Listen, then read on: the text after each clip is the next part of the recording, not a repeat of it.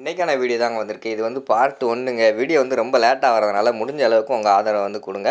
இதில் வந்து நம்ம ஆதி, பாரதி வந்து கிட்டத்தட்ட வந்து மனசு ஒத்துப்போக ஆரம்பிச்சிருச்சு. ஆதிக்கு வந்து நம்ம பாரதி மருந்தெல்லாம் போட்டு விட ஆரம்பிச்சிட்டாங்க அப்படின்னு தாங்க சொல்லணும். அதெல்லாம் பார்க்குறக்கும் சேனலை மட்டும் மறக்காமல் லைக் அண்ட் சப்ஸ்கிரைப் மட்டும் பண்ணிடுங்க.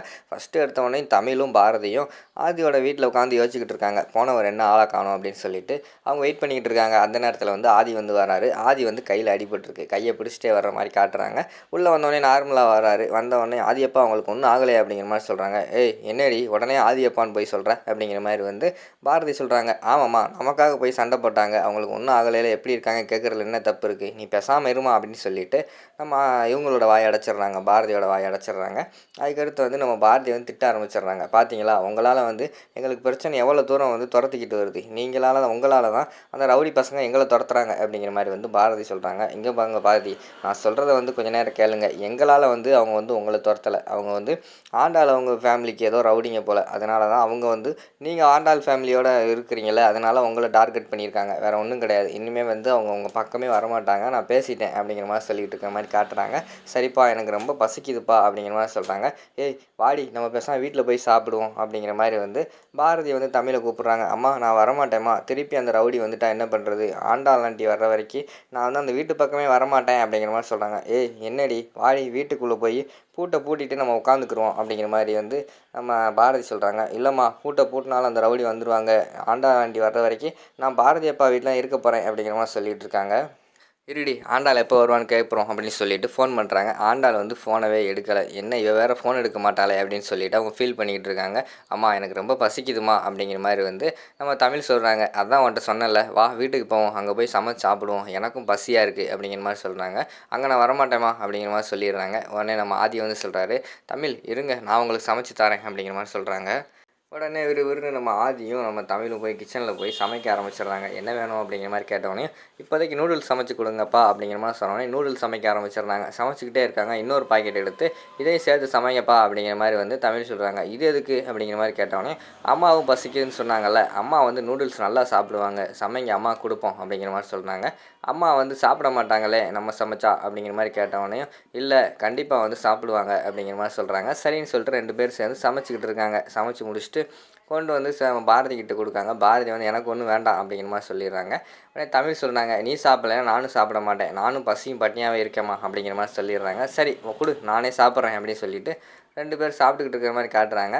அப்போ வந்து நம்ம தமிழ் வந்து கேட்காங்க, என்னப்பா வீட்டில் எந்த வசதியுமே இல்லை, இந்த வீட்டில் இருக்கீங்களா, ஒரு ஃப்ரிட்ஜ் இல்லை, ஒரு வாஷிங் மிஷின் இல்லை, ஆனால் நம்ம வீட்டில் எல்லாமே இருந்துச்சுல அப்படிங்கிற மாதிரி சொல்கிறாங்க.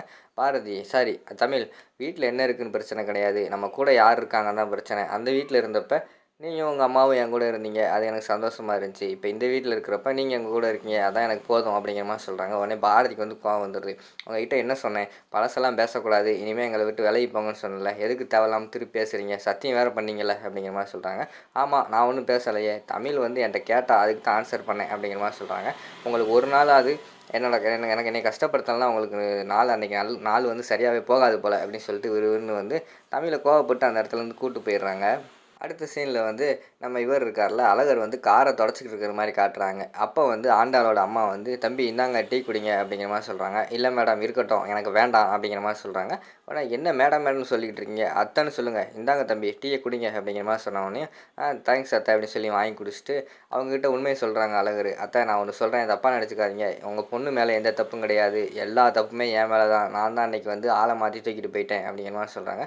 விடுங்க தம்பி, இதில் என்ன இருக்குது, அன்றைக்கி வந்து கருப்பசாமியே உங்கள் மூலிமா வந்து இறங்கி சொல்லிடுச்சு, கரெக்டான கணவரை தான் உன் பிள்ளைக்கு வந்து வந்திருக்கான், இது மேலே ஒன்றுமே செய்ய முடியாது அப்படிங்கிற மாதிரி சொல்கிறாங்க. இல்லை அத்தை, நீங்கள் அன்றைக்கி கொஞ்சம் பொறுமையாக கேட்டிருந்தா நல்லா இருந்திருக்கும் அப்படிங்கிற மாதிரி வந்து அழகர் சொல்கிறாங்க. என்ன தம்பி நான் பொறுமையாக கேட்குறது, பார்த்தீங்கன்னா வீட்டில் உள்ளவங்களே தப்பாக பேசுகிறாங்க, மாப்பிள்ளை வீட்டுக்காரங்க வந்து திட்டிட்டு போகிறாங்க, அந்த நேரத்தில் எனக்கு என்ன பண்ணுறதுன்னு தெரில, நான் பண்ணுறது தப்பு தான், இருந்தாலும் அந்த சூழ்நிலையில் எனக்கு படபடன்னு பேச தோணிடுச்சு, சாரி தம்பி அப்படிங்கிற மாதிரி சொல்லிட்டு இருக்காங்க. விடுங்க அத்தை, இருந்தாலும் உங்கள் பொண்ணு மேலே தப்பு கிடையாது அப்படிங்கிற மாதிரி சொல்கிறாங்க. இருக்கட்டும், இப்போ தப்பு கிடையாது, தப்புலன்னு பேசி நமக்கு என்ன ஆக போகுது, உங்கள் 2 பேர்த்துக்கு தான் கல்யாணம்னு ஆகிப்போச்சு, முடிஞ்சு போச்சு, இனிமேல் நீங்கள் 2 பேர் தான் சந்தோஷமாக இருக்கணும், நீங்கள் 2 பேர் வந்து இப்படி தனியாக பிரிஞ்சுக்கிட்டு சண்டை போட்டுக்கிட்டு இருக்கிறது தான் எனக்கு வந்து மனசு கஷ்டமாக இருக்குது, தயவுசெய்து நீங்கள் 2 பேரும் ஒன்றா சேர்ந்து வாழ பாருங்கள் தம்பி அப்படிங்கிற மாதிரி சொல்லிவிட்டு அவங்க அம்மா வந்து போயிடுறாங்க.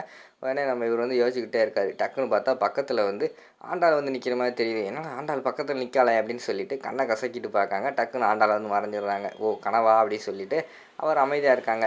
அடுத்து ஆண்டாளும் பாரதியும் பேசுகிற மாதிரி காட்டிகிட்டு இருக்காங்க. என்னடி எதிர் வீட்டுக்காரன் உனக்கு மேலே ரொம்ப பாசம் வச்சுருக்கானே, உனக்காக சண்டையெல்லாம் போட்டிருக்கானே அப்படிங்கிற மாதிரி சொல்கிறாங்க.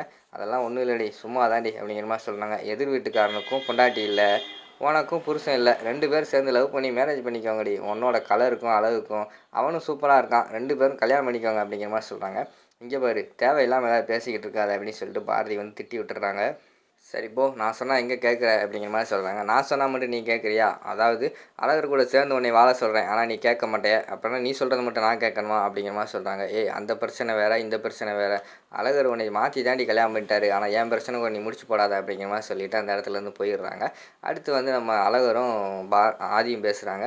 டேய், என்னடா கையிலலாம் அடி வாங்கிட்டு வந்திருக்க, உனக்கு என்ன, எனக்கு என்னமோ டவுட்டாக இருக்குடா அப்படிங்கிற மாதிரி சொல்கிறாங்க. அதெல்லாம் ஒரு டவுட்டும் கிடையாது அப்படிங்கிற மாதிரி ஆதி சொன்னோடனையும், சரி உன்னைய உங்கள் வீட்டில் ஏற்றுக்கிட்டாங்கன்னு சொன்னாங்க, கருப்புசாமி வந்து இறங்கி பயங்கரமாக மாஸ்க் காட்டிட்டியாமல அப்படிங்கிற மாதிரி ஆதி சொல்லி கிண்டல் பண்ணிக்கிட்டு இருக்கிற மாதிரி காட்டுறாங்க.